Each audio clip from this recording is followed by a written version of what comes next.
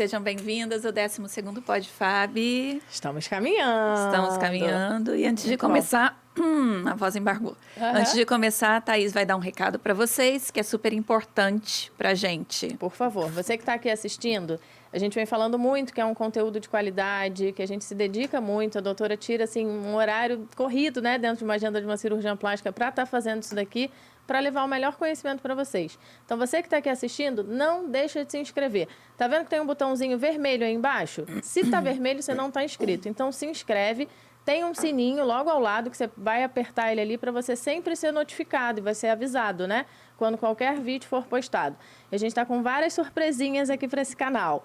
A gente vai botar não só conteúdos do podcast, como o inteiro, né? Como os cortes, alguns outros vídeos mais pessoais, tocantes, vai ser bem legal. Então não deixa de se inscrever não. E também vai lá no nosso Instagram, @podfab, que você vai estar recebendo conteúdo lá todos os dias. Isso, muito bem, Thaís, deu o recado dela. A gente está aqui para isso, né? É porque eu sei, gente, a gente tem um hábito... A gente é assim, como espectador, a gente às vezes se esquece. Né? A gente esquece de ir lá se inscrever e isso é muito importante para o canal, para a plataforma entender, para mostrar para mais pessoas, para a gente levar mais conhecimento, para atingir mais e mais mulheres e tirar todo mundo de situações estranhas por aí.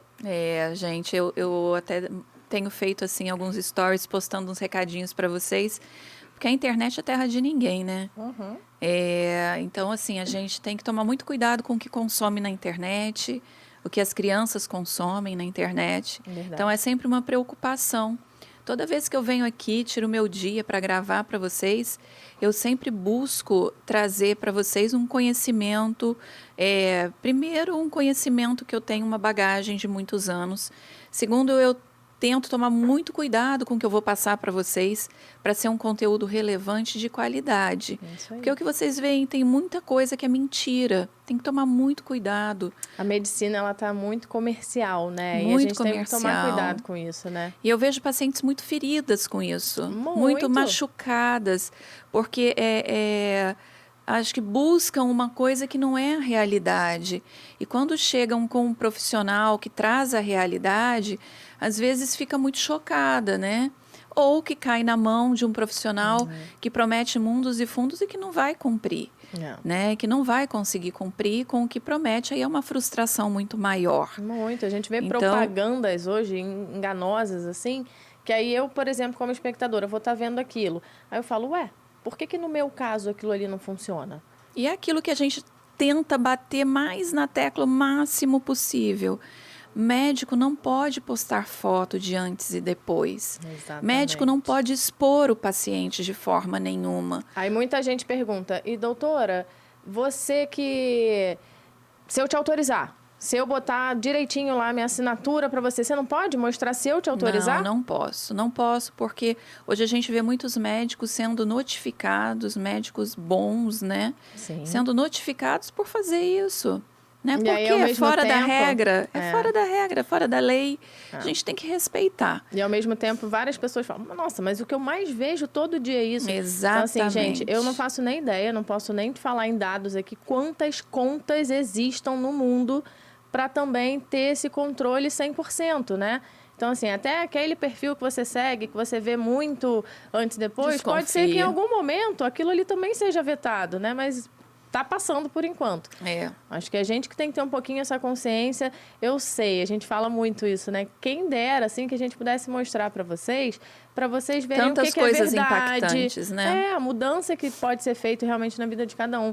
Mas isso é muito individualizado, gente. A gente tem que tomar cuidado com isso. Exatamente. Cada um, né, tem que buscar a sua melhor versão, o melhor resultado para si.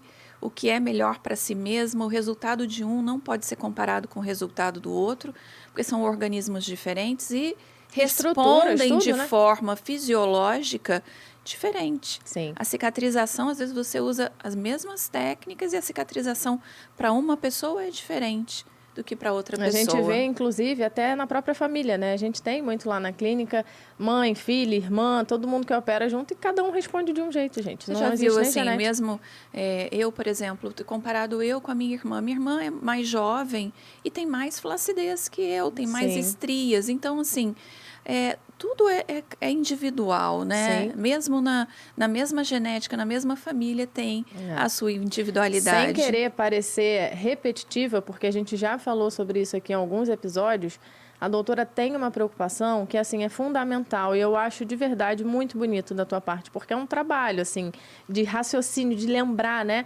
Vamos supor, eu chego lá, eu tenho 1,60 m, eu tenho costas mais largas, tenho um volume maior, assim, do quadril para cima, minha perna é mais fina e tudo mais.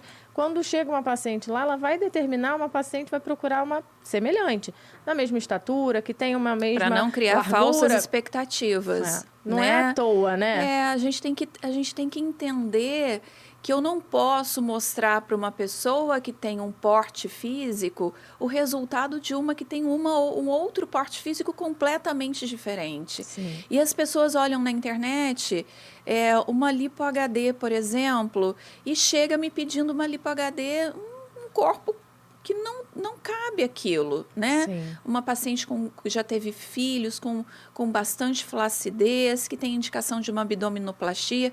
Então, não se enganem, né? Porque tem muita coisa e tem muita coisa boa, mas tem muita coisa ruim aí na internet para vocês consumirem. Exatamente. Mas hoje a gente vai falar de um assunto, a gente continuando, né, no PPP, que seria, nós começamos falando do pré-operatório. Então, tem um episódio que está falando para vocês tudo que você precisa até chegar na cirurgia. Então, é o pré-operatório. Então, é aquele caminho da consulta até tudo que você precisa entender para fazer a sua cirurgia. E hoje a gente chegou no P do pré-operatório. Então, Primeira coisa, o que é pré-operatório, né, Thaís? Se você está aqui e não viu o 11º, o anterior, vale a pena você pausar esse aqui e ir lá para você entender como funciona o caminho completo, né? Acho que é melhor você voltar lá no último para depois você assistir esse aqui. Mas não deixa de voltar não, tá? Não tem problema também se quiser assistir esse, depois assistir o outro. Mas, assim, é interessante para você entender este caminho cronologicamente, né? Do pré e pós-operatório. Então, hoje a gente vai falar do pré-operatório. O que é o pré-operatório? O pré-operatório é um momento que você é o dia D, né? É o dia da realização do seu sonho, é o dia da consolidação, né? Do que você desejou para tanto tempo e sonhou tanto tempo, né? É o dia da cirurgia. Então, a gente começa esse dia com todo um preparo. Minha paciente que vem para a cirurgia, ela já está com todos os exames prontos, com tudo ok. Ela vai chegar no hospital para internação em jejum. A primeira coisa que eu vou falar para vocês é sobre o jejum. Então, a gente precisa aí de pelo menos 8 a 12 horas de jejum. E, dependendo do procedimento cirúrgico, a gente vai indicando ou não, dependendo, porque na verdade, eu opero de manhã, mas existem médicos que operam um pouco mais tarde. Então, eu peço para o paciente iniciar o jejum à meia-noite, né? E aí, vai internar às 6 da manhã e eu começo a cirurgia em torno de 7h30, 8 horas da manhã. Ah, mas por que precisa internar tão cedo? Precisa internar cedo porque eu opero num hospital de grande porte e a gente precisa ter um tempo ali para o paciente chegar com calma, passar pela internação. Tem uma parte burocrática que vocês precisam passar para internar no hospital. Isso. Depois da internação em si, você vai para o quarto, né? E lá no quarto, você vai ficar me esperando. A pessoa pode levar um acompanhante, né? Sim. E aí faz todo esse caminho até o quarto ali com ela. Sim, nesse hospital, o hospital que eu trabalho sempre com acompanhante. Eu sempre acho que é super interessante. Se você não quer levar alguém da sua família, você pode contratar também uma pessoa, uma enfermeira. A gente tem uma equipe, né? A gente mesmo indica, né? A gente tem diversos indica, profissionais. porque tem paciente que não gosta. Eu não quero, meu marido tem que ficar com as crianças, ou eu não quero, minha mãe mora fora, não quero pedir para ela vir, para mudar a rotina da vida. Então, nem todo mundo tem a opção de trazer uma pessoa. Então, se você não tem essa opção, a gente pode arrumar para você uma acompanhante para passar esse dia com você e te ajudar ali, também. É até paciente que vem de fora, né, Thaís? Sim, também. A gente tem muitos, né? A gente tem muitas pacientes que vêm de outro estado, de outro país. E é isso, às vezes tem minha mãe que mora aqui, mas já tem uma idade, não quero que ela fique lá se expondo no hospital. Exatamente. Fica mais preocupada, né? Então, quanto a isso, pode ficar tranquilo que a gente tem diversos profissionais que a gente indica para ficar lá com você. Isso aí. E aí, neste momento, é o que eu falo para vocês, fica ali tranquilo, vocês vão chegar, vão ser internados, a equipe da enfermagem, eu preciso levar roupa, preciso levar um monte de coisa. Gente, não. Porque assim, no hospital não adianta levar camisolinha, vestidinho, você vai ficar com a camisola do hospital. Isso. Então, você vai tomar um banho, que a gente dá um sabonete próprio para você. Quando você chega no hospital, você já toma um banho com clorexidina, que ali já começa a asepsia, né? E a antisepsia, a gente já começa todo esse preparo para a cirurgia. Então, você vai para a enfermagem já vai te dar esse sabonete, você vai tomar seu banho e vai colocar a camisolinha do hospital, porque é uma camisolinha que foi esterilizada e que está ali no hospital para você. Não é para colocar a camisolinha que traz de casa, tá? E aí, isso é uma dúvida que elas têm bastante mesmo, né? A única coisa que eu peço para levar é um sapatinho sem salto. Thaís, tem o nosso kit aí que eu queria te mostrar. Vou pegar. Thaís vai mostrar o kit, a gente dá para o paciente. Assim que o paciente já finalizou, fechou o contrato, vai operar mesmo, a gente dá um kit para o paciente levar para o hospital, para o dia da internação, mas não é para você usar no pós-operatório, né? No seu pós-operatório. A gente dá uma pantufinha para paciente. Que além de uma graça, é super confortável. É muito confortável, porque a gente tem que tomar muito cuidado com o sapato que escorrega no pós-operatório. Você está mais vulnerável, está mais fragilizada. Então, a gente faz aqui uma pantufinha que é própria para isso, para não escorregar, antiderrapante. Para você, se quiser usar lá no hospital e quiser ir embora já para casa com ela, ou se quiser deixar para usar em casa, também, né? Tudo bem. E aí a gente já dá esse kitzinho para vocês levarem para o hospital. Tem também uma necessaire para você levar as suas coisinhas de higiene pessoal, né? Para higiene pessoal, e um hobby que a gente faz, que também não vai ser utilizado de imediato ali no hospital. Isso é para você usar em casa. Porque no hospital não dá. Exatamente. Em casa você vai ficar muito de cinta, né? Então, pra você também não ficar preocupada de ficar botando uma roupa que seja larguinha, confortável, você pode passar o dia inteiro de cinta e só bota o hobby que você fica mais bonita. Aí tem um hobbyzinho para você ficar em casa, porque aí, na verdade, você fica com a cinta e fica com o hobby. Você não precisa ficar aí trocando de roupa o tempo todo, porque tem que ser uma roupa confortável. E ele é Gente, tem uma sedinha, é bem gostoso. Só pegando para sentir que delícia que é. Então, todo mundo já tem esse kitzinho que pode levar. E tem essa bagzinha que eu também mandei fazer para vocês, para carregar o dreno. Para a cirurgia que precisa, né? É uma eco bag. E aí o paciente que precisa para colocar o dreno dentro, para sair já com o dreninho aqui dentro. E fica mais fofo, né? Verdade, não assusta, porque o dreno é uma coisa que assusta muito e a doutora vai desmistificar a gente vai falar aqui sobre isso ainda. Mas esse kit é mais para vocês utilizarem no pós-operatório, né?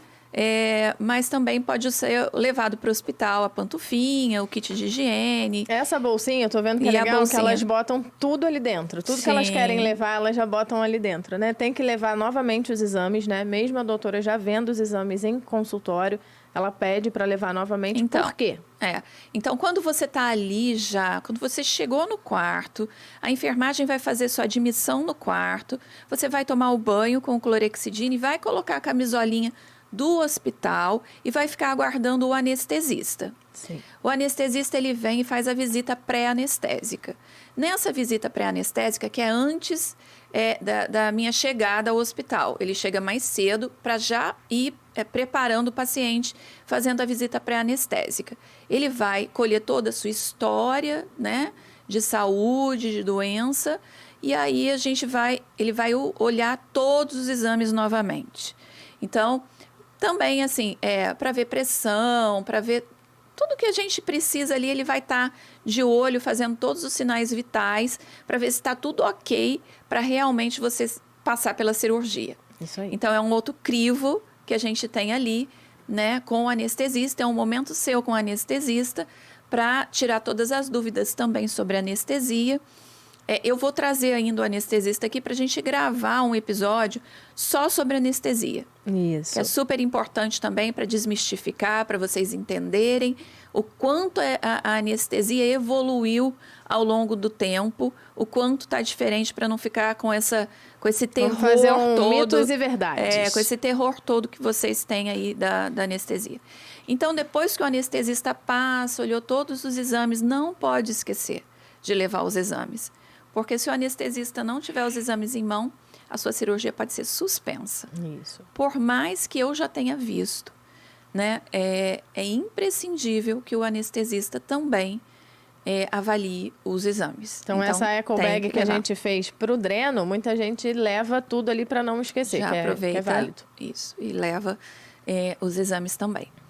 E depois do anestesista, antes de tomar o Dormonide, que é um pré-anestésico, é um remedinho, que é ele já deixa lá prescrito, pré-anestésico, só que antes disso eu vou chegar e vou ao quarto para a gente marcar. É o nosso momento de você falar tudo que a gente conversou em consulta, que a gente decidiu, a gente vai estar ali marcando, fazendo a marcação de tudo. Então, eu tenho um kit, que é um kit de várias canetas de marcação cirúrgica, com régua, com compasso, com tudo, porque tudo é medido. Eu uso até um aparelhinho para medir a altura de ombro, para nivelar, porque tem muita gente que tem diferença de mama, então a gente tem que saber quanto tem de diferença de uma mama. Dificilmente alguém não tem, né? Muito difícil, muito difícil. A maioria tem assimetria, porque a gente não tem uma coluna retinha. A gente tem escoliose, lordose, cifose. Nós mulheres, a gente tem muito hábito de usar a bolsa sempre do mesmo lado. Isso marca, né? Marca muito. Quem detectou isso em mim, por exemplo, foi o marido da doutora Fabiana. Um belo dia ele me olhou e disse, é torta. Aí eu, oi? Ele é a bolsa. Mas estava nítido. Aí quando eu olhei no espelho, eu falei, menina, não é que eu sou? O lado que eu boto a bolsa. Tem que procurar, muda a bolsa de posição. E outra coisa, né? A gente carrega muita coisa dentro da bolsa. Muita. Às vezes tanta coisa desnecessária, vamos ser sinceros. É muito peso, né? Tem que dar uma aliviada aí na coluna, senão a gente fica toda torta. Na hora de amamentar também é outra coisa.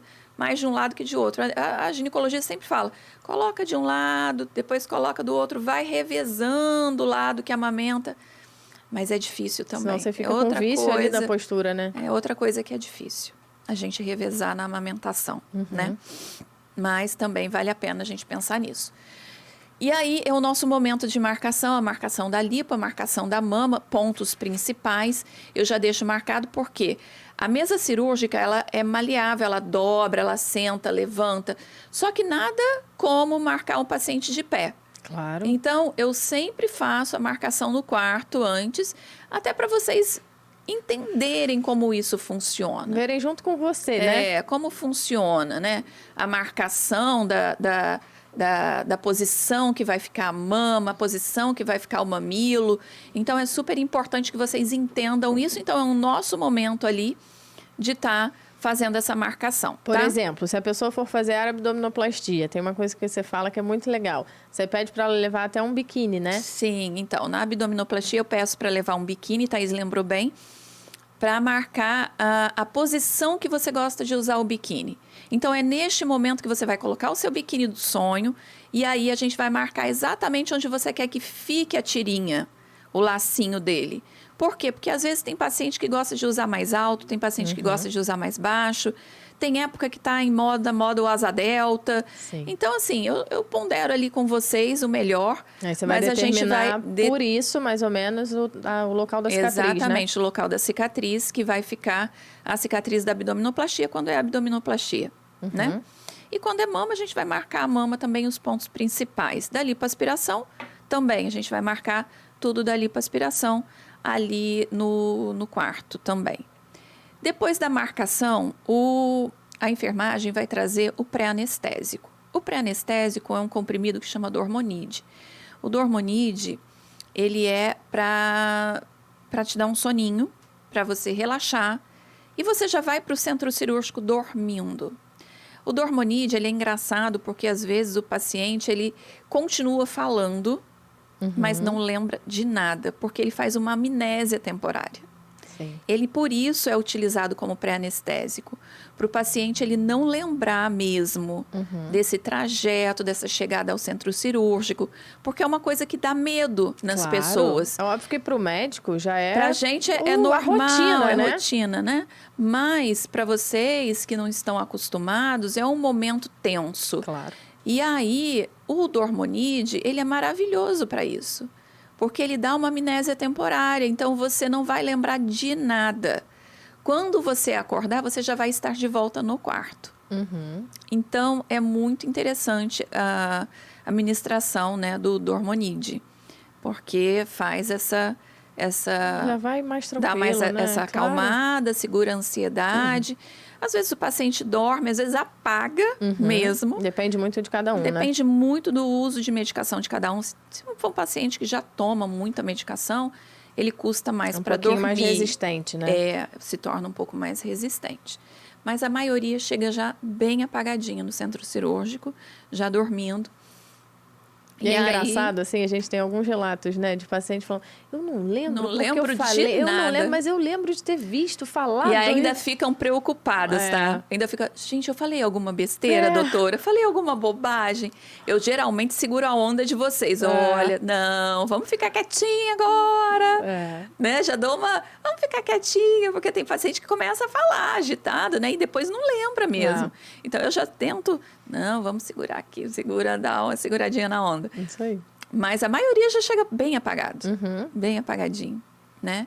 E depois disso é a parte do anestesista mesmo, que ele vai pegar a veia, vai anestesiar. Então, inicia ali todo o cuidado, né, para a anestesia em si. Monitorização, por isso é importante um hospital que tenha todo o suporte. Bem equipado, né? A gente utiliza um equipamento, gente, é uma quantidade de equipamento muito grande. Hoje tem até um aparelho que a gente usa nas cirurgias que chama BIS. O BIS, ele mede, olha que interessante, ele tem um negócio que você prende na testa e ele mede a profundidade do seu sono, a profundidade que o paciente está anestesiado, porque a anestesia na cirurgia plástica, ela não precisa ser uma anestesia muito profunda. Ela pode ser uma anestesia mais superficial. Por quê? Não está entrando em cavidade. Porque a gente não entra na cavidade, a gente não mexe nos órgãos. Sim. Então, a anestesia é uma anestesia mais suave, vamos dizer assim, para vocês entenderem. É uma anestesia mais tranquila, porque a gente não está entrando em cavidade abdominal, a gente não está mexendo em órgãos. Então, pode ser uma anestesia mais branda. E o BIS, ele é utilizado para medir essa profundidade da anestesia. Se ela está mais profunda ou mais superficial. E esse é um equipamento que o hospital tem que ter, né? Sim, é o hospital que fornece. Então, por isso, o hospital, a escolha do hospital é de extrema importância. Eu não abro mão, porque eu acho que para você a segurança não tem preço. Claro. Não tem preço. É R$1.000 de diferença. Eu prefiro tirar da minha parte para o paciente fazer no local seguro. Sim. Eu prefiro, me paga menos e faz no hospital seguro. Porque também, assim, o meu sono, a minha tranquilidade faz toda a diferença nisso tudo, né? Assim, é a tranquilidade de você estar ali realizando um procedimento que você sabe, né? Que o paciente está bem. E assim, é até legal de falar, dentro do ato cirúrgico em si, você necessita de diversos materiais, né? E aí, vamos supor que você está no hospital que não tem uma qualidade tão boa e tal. Aí não tem, doutora. Imagina, você faz o quê? simplesmente vira para você e fala, não tem. E aí? Como assim não tem? Sai correndo para comprar. Eu tô aqui operando, tô aqui, né, acreditando na... Por isso tem que ser, gente. Sim. Tem que ter o hospital, tem que ser realmente um hospital com porte, com que te traga segurança. Se tiver intercorrência, o que eu falo, o paciente pergunta para mim assim, mas cirurgia tem risco? Gente, tudo na vida tem risco. Claro. Tudo na vida tem risco. A gente tem que fazer com que esse risco se aproxime do zero. Mas tudo na vida tem risco. Então, você está mais seguro, às vezes, dentro de um centro cirúrgico do que na rua. Sem dúvida. Isso eu posso garantir. Porque comigo, você vai estar mais seguro dentro do centro cirúrgico. Porque o centro cirúrgico, ele tem todo o equipamento necessário para qualquer eventualidade. Né? Então, a gente está equipado ali, está preparado para uma reação alérgica, um paciente asmático ter uma crise. Então, a gente tem tudo, tá com tudo na mão, né? Então, é muito mais fácil a gente controlar tudo ali dentro do centro cirúrgico do que se você estiver num ambiente que não tenha segurança e que não tenha infraestrutura. Claro, uma coisa que a doutora sempre bate muito na tecla, eu não faço procedimento cirúrgico em consultório, eu não realizo num local que não tenha um CTI, um centro intensivo ali bom para, né, qualquer problema. Eu já tive, até a clínica, eu tenho espaço para isso. Tem. Eu tenho espaço, só que a gente, como eu prezo muito pela segurança do paciente, eu nunca tive coragem de fazer um espaço para procedimentos minimamente invasivos. Uma coisa que a gente sempre lembra é... Porque não tem nem elevador, Thaís. O elevador, já começa pelo elevador. Não cabe uma maca, gente. Aí faz o quê? Bota a pessoa numa cadeira? Exatamente. Faz o quê? Eu acho isso tão louco. Isso me mexe comigo. A pessoa chega para operar em um prédio comercial. Sim. Tem muita gente que eu vejo acontecendo isso. Chega para operar um prédio comercial. Aí não ficou tem famoso, infraestrutura. Lembra? Foi até na casa do profissional. Foi realizado dentro de um lar, gente. Não. Gente, é isso que eu falo. Tem conteúdo de qualidade na internet para vocês entenderem isso. Sim. Só não entende quem não uma coisa quer. que a gente percebe muito quando você escuta muito falar sobre cirurgia plástica, que vai muito para a mídia, geralmente são coisas negativas, né? Quando deu um problema, quando teve um óbito, quando tem uma intercorrência grave. E o que a gente analisa e a gente percebe é que normalmente essas denúncias e tudo mais é muito do local que você faz, que geralmente não é no hospital qualificado para aquilo, e do acompanhamento com um profissional que vai te acompanhar desde o momento que você acordou. O médico não está mais não, ele já foi embora. Você não espera nem o seu paciente acordar? Nossa, eu tenho pavor. Então, assim, tudo isso que a gente escuta muito, só nos dá mais forças, né? Pra gente estar tirando aqui. De verdade, assim, eu trabalho pra doutora há muitos anos. Eu sei o quanto ela se dedica, assim, sabe? De querer ter mais horas do dia. Ela fala, 24 horas é tão pouco pra mim. Porque ela quer falar e falar mais ainda para chegar em você que está assistindo, na sua prima, na sua amiga, na sua vizinha, para isso não acontecer. Não vai ser por falta de informação, né? Não vai. Se você consumir esse conteúdo aqui, não vai mesmo. Você vai entender tudinho que você precisa, né? Isso aí. E aí, gente, quando a gente pensa no ato anestésico, uma coisa importante que eu quero falar para vocês é a equipe cirúrgica. A equipe cirúrgica ela é de fundamental importância. O Ivo Pitangui, por exemplo, o doutor Ivo Pitangui... Referência é uma master, referência né? mundial, né, em cirurgia plástica, foi uma referência mundial.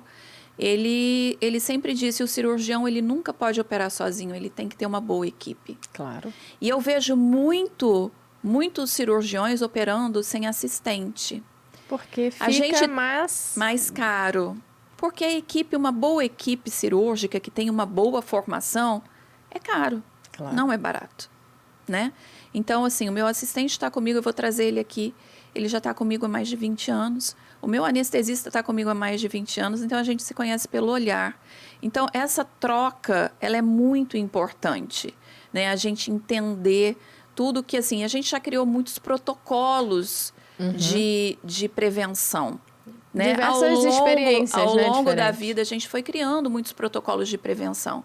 Então, hoje, enquanto o anestesista está preparando todo o ato anestésico, eu tenho as minhas duas instrumentadoras, que é a Patrícia e a Sandra, e tenho o Mauro, que é o meu primeiro assistente, e tem a Juliana, que é a segunda assistente. Às vezes a Juliana não pode, vai uma outra assistente auxiliar.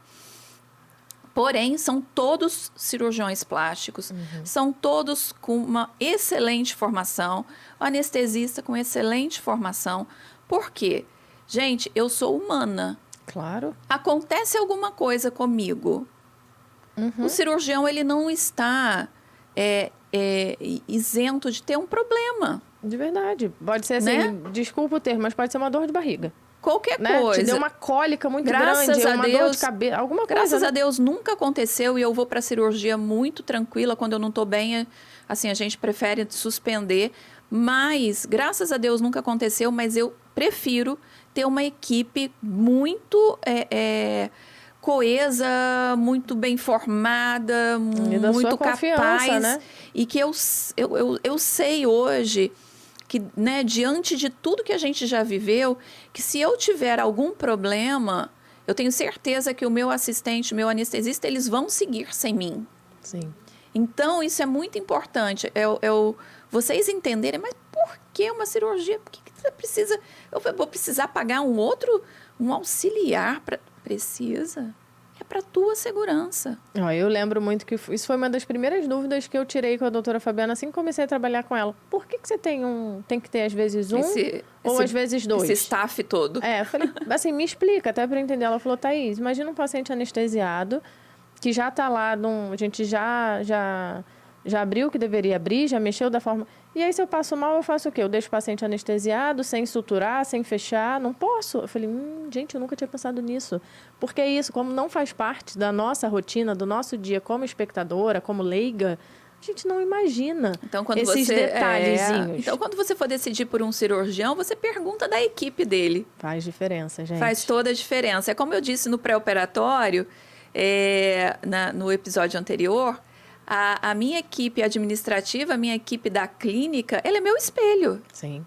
Se na recepção você foi mal atendida, já fica de olho. Porque tem alguma coisa errada. Exatamente. Então, gente, é assim, as coisas funcionam. O cirurgião é o centro, é a mola pulsante, né? Mas tudo que está ao redor dele depende da forma como ele trabalha. Da forma como ele está ali impulsionando essa roda para girar de maneira adequada e para segurança. Então, a primeira coisa, o motivo principal de tudo, quem é a pessoa mais importante do ato cirúrgico? Em um ato cirúrgico, quem é a pessoa mais importante dentro do centro cirúrgico? Você sabe, Thaís? O paciente. O paciente. Claro. Não é o cirurgião, não é o anestesista, não é ninguém, é o paciente.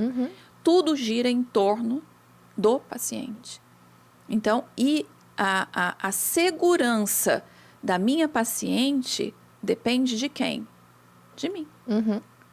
Então, assim, quando você tem qualquer coisa que não funciona bem dentro da equipe cirúrgica, a culpa não é de nenhum membro da equipe.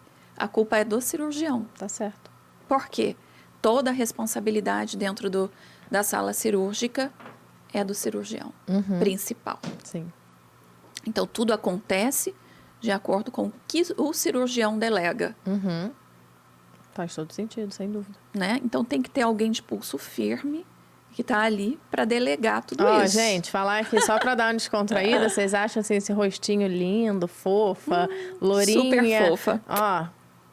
Ela é braba quando precisa, tá? Ela pega firme. Vai. Não, pega firme. Tá certa, tem horas que você tem que pegar. É isso que eu tô falando, é uma responsabilidade. É muita responsabilidade. O que eu falo para as meninas assim, é muita responsabilidade. Eu preciso de uma equipe que me ajude, que trabalhe comigo, que esteja aqui ombro a ombro, entendendo tudo que eu estou passando. Só de olhar, é assim. Só de olhar já sabe.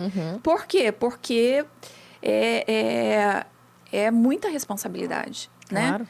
E eu vejo as pessoas lidando de uma maneira tão banal hoje com a cirurgia plástica, com qualquer parte estética, né? Com tudo de estética. Que uma fabricação em série, né? Pega e vai. Que eu fico muito entristecida. Muito entristecida.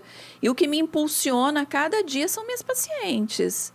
De verdade. É cada depoimento que eu recebo. Hoje de manhã eu recebi um áudio muito fofo da paciente, sabe? Chorando, me agradecendo. Então, é o que impulsiona.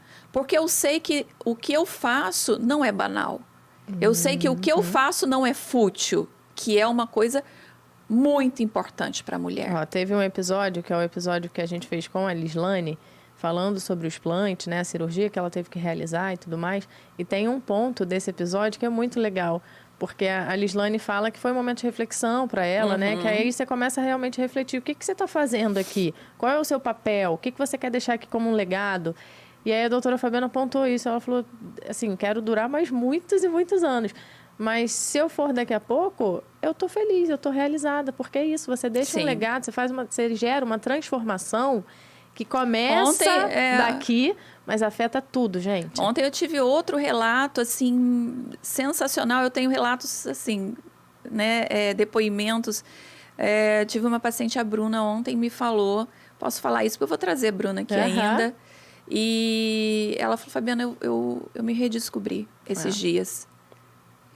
Hoje, eu consigo me olhar, consigo me enxergar e vou voltar a fazer minha faculdade. Meu marido, já falei com ele. Vou voltar a fazer nutrição. Vou voltar a me dedicar à maquiagem, que eu gosto.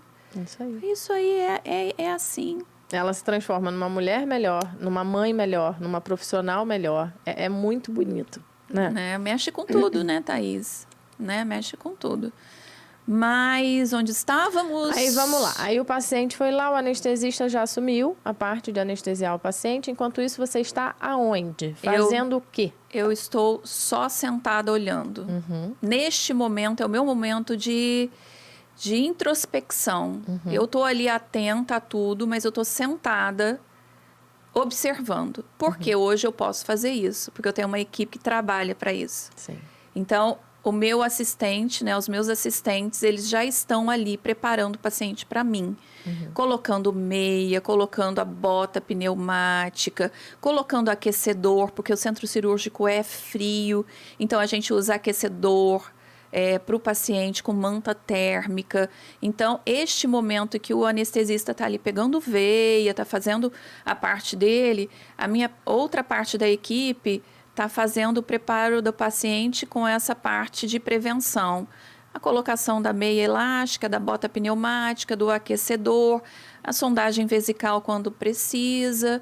E a instrumentadora principal, que é a Sandra, no caso, ela está organizando o material em si. Ela está organizando a mesa cirúrgica.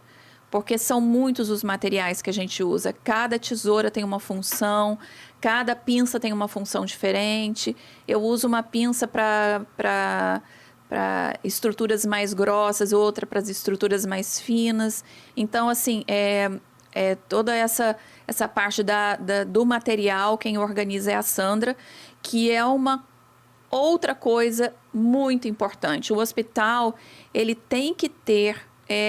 um CME, que é um centro de esterilização de material, ele tem que ter um centro de esterilização muito bom. Verdade. Muito bom, porque essa parte de contaminação no hospital que eu opero, ele é zero. Graças a Deus. Tem que ser. Porque a minha cirurgia é uma cirurgia limpa. Eu não posso estar operando em um hospital que tem muita cirurgia contaminada. Emergência, por exemplo. Por exemplo, um hospital de grandes emergências, que tem muito abdômen agudo, que é aquele abdômen que tem pus, que tem secreção, que tem contaminação. Não é um hospital que é bom para eu operar. Sim. Por quê? Porque é um hospital que tem potencialmente contaminação e pode ter contaminação cruzada. O risco é bem maior, né? O risco é maior. Então, eu procuro sempre estar operando em hospitais que tenham... cirurgias limpas, né? Vamos dizer assim. Então, o hospital que eu escolhi foi o Hospital Perinatal Barra, que é da Redditor. Por que eu opero aqui na Barra? Também porque a gente mora no Rio de Janeiro. Muitos pacientes, doutora, não pode me operar em Niterói? Eu sou de Niterói. Pode me operar em Niterói? Lá no Hospital da Redditor mesmo, lá em Niterói? Não dá. Por quê? Porque se tiver uma intercorrência à noite... Como Você é que eu saio? Distante, né? Tô distante. Além disso tudo, é arriscado pra gente sair de madrugada. Se você não é do Rio de Janeiro, eu não sei como é que está a sua cidade, mas assim, a gente sabe que o Brasil, no geral, tá, né, com uma questão muito forte, assim, da violência. E o Rio de Janeiro não é para amadores, assim. A gente brinca disso o tempo inteiro, né?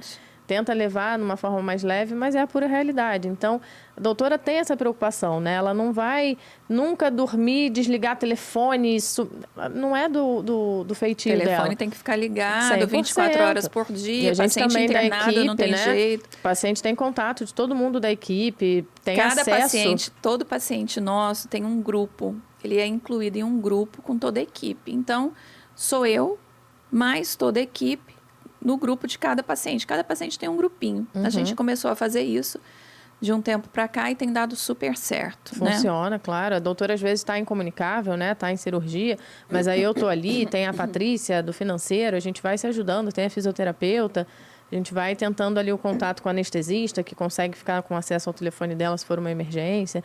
Quanto a isso, assim, o que a gente gosta muito de falar, a atenção e a dedicação que você precisa e que você merece com a gente garante que você tem.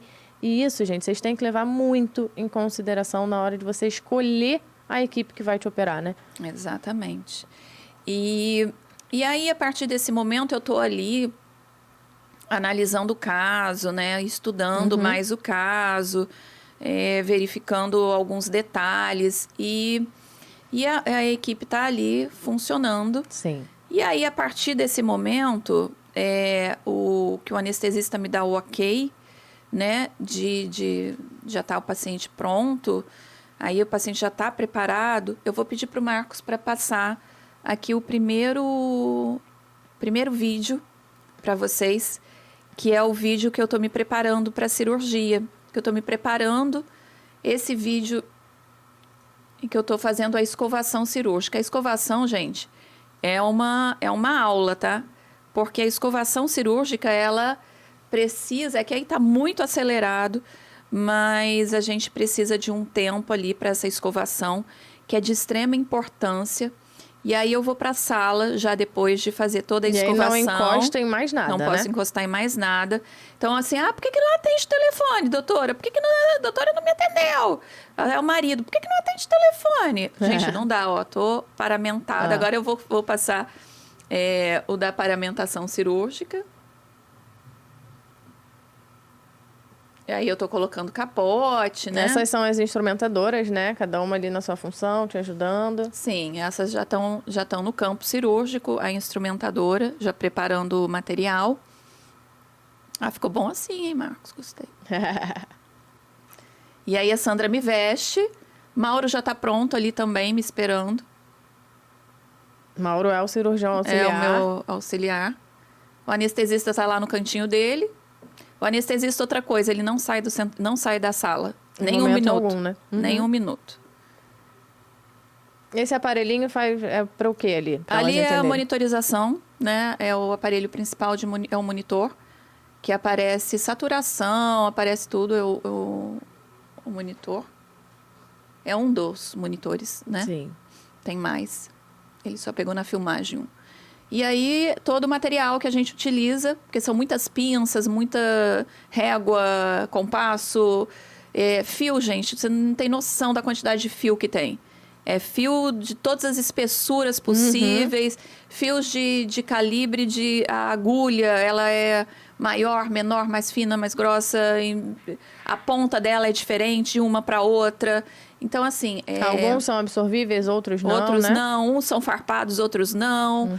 Então, tem muita coisa aí que a gente utiliza, que se eu for mostrar para vocês, aí vai ser aula de instrumentação cirúrgica. É legal, pro cirurgião plástico, é o playground deles, assim, né? Adoro é uma comprar imensidão pinça de material, ela fica no catálogo, olhando, eu falo, gente, parece que tá vendo, tipo, Ai, uma gente, papelaria na rede. Olha, é mais gostoso do que comprar qualquer coisa, sabia?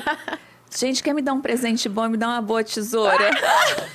É caro, tá, gente? Só pra vocês saberem, não é a tesourinha que você acha ali na Calunga, não. Um aço alemão, né? Não, e assim, brincadeiras à parte, é legal, porque você já tem muitos anos... Uma tesoura de titânio. Né? Você já tem muitos anos de experiência. A evolução do material cirúrgico também, né? É que aí acho que não aparece a minha tesourinha. Eu tenho algumas tesouras de porcelana. Mas assim, é o corte eterno. Não perde corte. Maravilhoso. Então vale a pena o investimento, né? Vale super a pena. Super. Por isso que a instrumentadora também tem que ser muito cuidadosa. Claro. Para o material durar. Porque se a instrumentadora não for cuidadosa também, o material não dura nada. Sim. E é um material muito caro, né? Então, tem que... Cuidar com muito cuidado, gente. Muito carinho. Esse aí é a minha equipe em ação. Eu, Mauro, Patrícia, eu acho que só tem Patrícia, Sandra. Ali atrás dá pra ver, assim, um monte de tesoura, né? Aí sou eu fazendo a sutura, eu em campo, em ação. Isso é legal que no início do episódio a gente falou, né? Da não exposição do paciente. Então, ela tentou filmar ali pedaços para você ver ela em ação, né? E aí é a finalização, a cola. O vídeo anterior eu estava dando pontos, e aí eu tô passando a cola, tá vendo? A cola, ela nada mais é do que a finalização só da cicatriz. Para quê? Para não ficar marca de ponto na pele. É super importante que a cola seja assim, só o detalhe. É a assinatura final, para que a pele fique com uma cicatriz o mais fina possível. Ela é na última camadinha mesmo, né? É a última camada. Embaixo disso já foram várias camadinhas de pontos. Então, já teve ali abaixo várias camadas de pontos, né? E aí você tira essa cola, aí a pessoa pode tomar banho, né? Legal da cola que fala. A gente tira essa cola com mais ou menos 15 dias, 2 semanas. E, enquanto isso, o paciente pode tomar banho, não precisa fazer curativo, porque a cola ela protege muito a cicatriz. Então, ela está ali vedando a cicatriz. Então, antigamente, o paciente não podia tomar banho. Sim. Ficava uma semana sem banho. Isso é algo que a gente escuta até hoje, né? Muita gente tem essa dúvida ainda. Sim. Então, eu libero o paciente para banho no dia seguinte. Pode tomar banho tranquilamente. Não esfregar, né? Ali a região da cola. Não pode passar nada em cima da cola. A cola, ela tem que estar ali. Ela não pode passar álcool, não pode passar pomada, creme, nada disso. Ela tem que ficar ali quietinha até completar 15 dias. Completou 15 dias, a gente vai retirar a cola e a partir daí é que a gente vai tratar a cicatriz. Porque muitos pacientes ficam assim, meu Deus, eu não vou passar nada na cicatriz, ela vai ficar feia, não sei. Não, é o momento em que você está com a cola que não tem que usar nada. Tudo tem seu tempo, gente. Tudo tem seu tempo. Então, calma, muita calma. E aí é a doutora Lauren, que ela vai também para a cirurgia, para fazer o taping. Essa foi uma paciente que fez abdominoplastia com lipoaspiração e ela está lá colocando o taping para melhorar o pós-operatório. O pós-operatório ele tem um downtime muito melhor quando a gente utiliza o taping, que o taping ele fica, são essa fitinha. Eu até tenho aqui para você mostrar também. É uma fitinha que é uma fita adesiva e ela faz uma drenagem, né, do local. Gente, isso é importante saber que não é sair colocando não, tá? Tem uma técnica realizada por profissional. Eu não sei se dá para ver aí, mas o taping, ele não é simplesmente um adesivo. Olha como ele tem umas linhas aqui, ó. Tá vendo? Um desenho. Por quê? Porque isso ajuda na drenagem. Sim. Uma coisa importante para falar para vocês, eu vou falar na hora do pós-operatório também, que a drenagem, gente, os vasos linfáticos, eles são muito finos, são muito delicados. Então, a gente confunde drenagem com massagem. A drenagem linfática, ela é delicada e superficial. Ela não é massagem. Às vezes o paciente acha... mas não está fazendo nada essa fisioterapeuta. Sim, a gente escutou já tanto isso. A mulher não faz nada em mim, doutora. Vai lá, né? Só o dedinho. Gente, não é isso, tá? A drenagem é assim mesmo. A drenagem é superficial e precisa ser. Por quê? Porque o vaso linfático, ele é muito delicado, ele é muito fino. E existe o local certo para drenar. Não é para qualquer região que vai drenando também. Não é sair colando no corpo, não, tá? Não é pegar uma fita e sair colando, não, tá? Então, o taping é super importante. A gente vai marcar com a Lauren também para vir aqui qualquer dia. E aí, acabou ali, fez o taping no ato cirúrgico mesmo, né? Finalizando ali. E aí, acabou, como é que... Ali o paciente já está acordadinho, né? O paciente já vai acordar. Eu estou ali sempre do lado, na hora que o paciente estuba, quando acorda, eu gosto de estar do lado, Porque aí ele me vê, é tão interessante isso, porque o paciente, assim que o anestesista estuba que o paciente acorda, porque como o anestésico hoje, ele é de eliminação muito rápida, o paciente acorda muito rápido. Quando ele para, né, todo anestésico e tal, o paciente ele acorda rápido. E geralmente a primeira pessoa que pergunta é sobre mim. Sim. Cadê a doutora Fabiana, né? Sim. Então eu gosto de estar ali sempre do ladinho para poder acalmar. E às vezes quando acorda muito agitada, depois que eu falo, olha, acabou, tá calmo. Só de ouvir a minha voz, Já relaxa, já né? acalma. Assim, olha, eu tô aqui, tô do seu lado, fica calma, já deu tudo acabou, já deu tudo certo. certo. Agora a gente vai pro quarto, eu vou lá avisar seu marido ou o seu acompanhante que já acabou. Então, assim, aí já acalma, sabe? Sim. Então, é muito bonitinho porque faz toda a diferença. É uma confiança, né? É muito gostoso, porque o paciente, quando ele olha, aí dá sorriso. Sim. Quantas vezes, né? Eu assim, tá agitada lá e eu falo, tá tudo bem, já acabou. Abre aquele sorrisão pra mim, sabe? Isso não tem preço, não né? Não tem preço, Fabi? não. Muito legal, muito bom, muito bom. E essa confiança, né? De você... Gente, tem que ter muita confiança, né? Claro. Tem que ter muita confiança para você ir ali, né? Entregar o seu corpo que está saudável para uma pessoa fazer passar por um procedimento cirúrgico, né? Você tem que ter muita confiança. No pré-operatório, no episódio anterior, a gente bateu muito nessa tecla, assim, de você dar valor a um tempo maior de consulta, que você precisa conversar sobre tantas coisas com um profissional e até para você ter essa confiança, né? Sim. Você adquirir essa confiança. Não é em 5 minutos, gente. Não é não. E não assim, é mesmo. eu não lembro de fato se a gente comentou, mas não é uma única vez que você vai à clínica antes, né, da cirurgia, no mínimo 2 vezes para ela conversar. Tem pacientes que precisam ir mais. Então, gera, né? A gente já vai criando ali um laço e elas criam um laço com você que, assim, é pra vida toda, Fabi. Sim. É um momento muito especial na vida delas, né? É o que elas falam assim, nunca mais vou te esquecer. Nunca mais, nunca mais. É verdade. E só para lembrar vocês, eu fico impressionada com a doutora Fabiana, porque ela tem uma memória que ela também não esquece de nenhuma. E assim, não é não esquecer, não esquece de nome, detalhe, histórias familiares, nome de marido, filho, é muito legal. Que cabecinha, esse HD aí funciona como ninguém. Engraçado, né? É verdade, eu guardo tudo das pacientes.